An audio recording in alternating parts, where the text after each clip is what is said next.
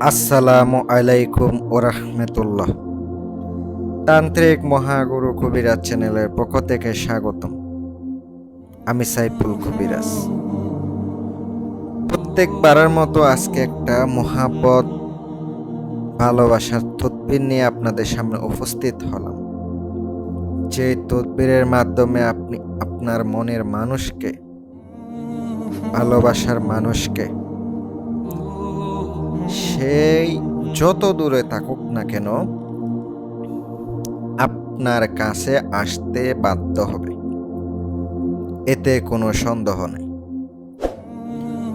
অত্যন্ত পাওয়ারফুল, অত্যন্ত শক্তিশালী একটা ভিডিও। যদি সম্পূর্ণ ভিডিওটা দেখেন, আল্লাহর রহমতে কাজ করে উপকৃত হবেন।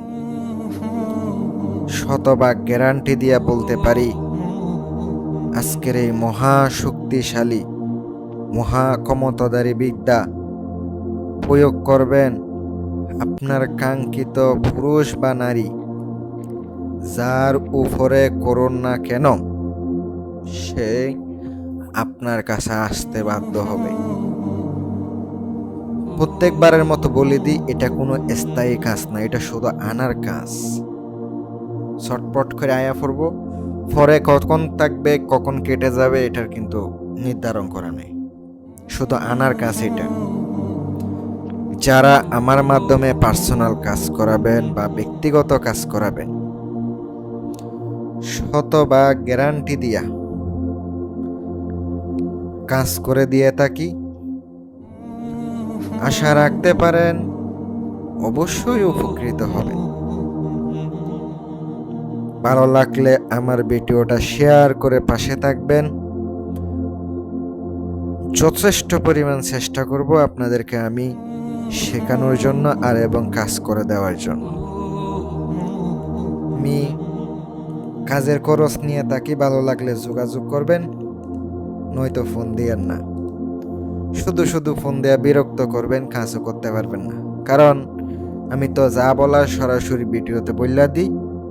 ভালো লাগলে ফোন দিয়ে, না লাগলে নাই। স্ক্রিনে যে কিছু আয়াত দেখতে পাচ্ছেন, এটাই হচ্ছে মূল নকশা। অনেকে বলবেন এটাই নকশা। হ্যাঁ, এখানে কিন্তু নাম লেখার সিস্টেম কিন্তু ওই আরবির ভিতরেই কিন্তু দেওয়া আছে, এর ভিতরেই কিন্তু সবকিছু দেওয়া আছে। যারা এই লাইনে আছেন, এগুলা নিয়ে কাজ করেন, তারাই একমাত্র বুঝবেন এগুলা দিয়ে কিভাবে কাজ করতে হবে, নয়তো কেউ বুঝতে পারবেন না। প্রথমে আপনি সলিতা বানাইতে হবে। আগে রেশমি কাপড় নিয়ে আসবেন 60 টুকরা।